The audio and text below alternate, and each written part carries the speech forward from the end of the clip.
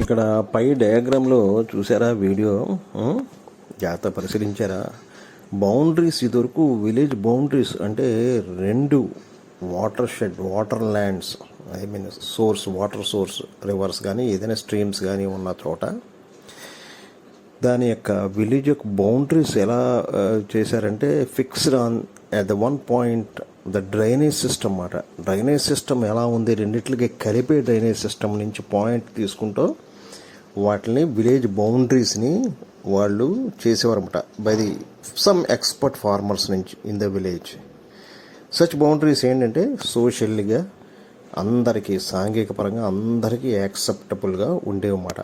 అది అక్కడ ఉండేటువంటి నీటి వనరులను సమర్థవంతంగా ఉపయోగించుకోవడంలో అభివృద్ధి అనేటువంటిది ఉంటుంది అని తెలిపిన ఒక అధ్యయనాన్ని పరిశీలిద్దాం అన్నమాట. అధ్యాయం అంటే ఒక టాపిక్ని మనం తీసుకుందాం. అదే కొత్తపల్లి అనేటువంటి గ్రామంలో నీటి యొక్క వనరుల్ని ఏ దిశగా వాళ్ళు ఒక యాజమాన్యం చాలా చక్కగా చేసుకుంటూ వెళ్ళారు అనేటువంటి దాన్ని ఒక ప్రయత్నం చేద్దాం అన్నమాట. ఓకే, ఈ యొక్క మనం ఇన్వెస్టిగేషన్కి ముందు ఈ సరైన మార్గదర్శకత్వంలో గ్రామ ప్రజలు అందుబాటులో ఉన్న నీటిని సరైన రీతిలో ఏ విధంగా వాడుకోవచ్చునో ఇది తెలియజేస్తుందన్నమాట. దీని ముందు ఏం చేశారంటే ఒక సర్వే చేశారన్నమాట. ముందు సర్వే చేయొద్దు, ఏమేమి ఎలా ఉన్నాయి పద్ధతులు, వాటి విషయాలు సర్వే చేసే దానికి వాళ్ళు ఏం చేశారంటే ఒక సర్వే చేశారు. ఆ సర్వేలో తేలిన విషయాలు ఏమిటంటే ఇక్కడ ఈ కొత్తపల్లిలో భూములు ఎలా ఉన్నాయంటే బీడు భూములు ఎక్కువ ఉన్నాయన్నమాట. ఇరిగేటెడ్ ల్యాండ్ కన్నా బీడు భూములు ఎక్కువ ఉన్నాయి. ఇక్కడ లిటరసీ కూడా తక్కువగా ఉంది. ఇక్కడ లేబర్ కూడా తక్కువగా ఉన్నారన్నమాట. ఇక్కడ చిన్న చిన్న కమతాలు అంటే స్మాల్ స్కేల్ ల్యాండ్ హోల్డింగ్స్ అన్నమాట. వాటిలో ఎక్కువ క్రిమిసంహారక మందులు అంటే పెస్టిసైడ్స్ అవి ఎక్కువ వాడారు, మరియు ఎరువులు ఎక్కువ వాడేవారు అన్నమాట. అందువల్ల ఏమవుతుందంటే పంట దిగుబడి తక్కువగా ఉండేది. గ్రామంలో నీటి సంరక్షణ నిర్మాణం అంటే మనం తెలుసుకున్నాం పెర్కులేషన్ ట్యాంక్ అంటే ఏంటంటే నీటి వనరులను ఎక్కువ పెంచేది ఏది వీళ్ళు వేరుగా పెట్టుకోలేదు అన్నమాట. ఈ విధంగా చేయడం వల్ల ఉత్పాదకత, ప్రొడక్టివిటీ, ఆదాయాన్ని పెంపొందించే విధానాలు అంటే నీటి సంరక్షణ పద్ధతులు, నీటి సంరక్షణ పద్ధతులు కూడా వాళ్ళు ఎలా ఈ గ్రామంలో అమలు జరిగాయో పరిశీలిద్దాం. చూడండి విద్యార్థులు, మనం ఈ డయాగ్రామ్ చూపించాం. ICRISAT అంటారన్నమాట. అంటే international crop research institute for semi arid tropics అంటారన్నమాట.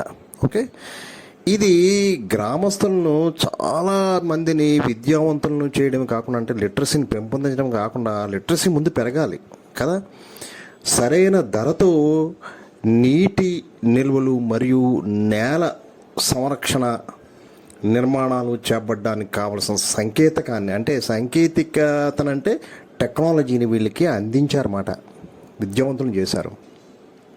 ఈ పద్ధతులన్నీ ఏంటంటే సోషల్గా, ఇండిపెండెంట్గా రైతుపై అవి కాన్సన్ట్రేట్ చేయబడ్డాయి అన్నమాట.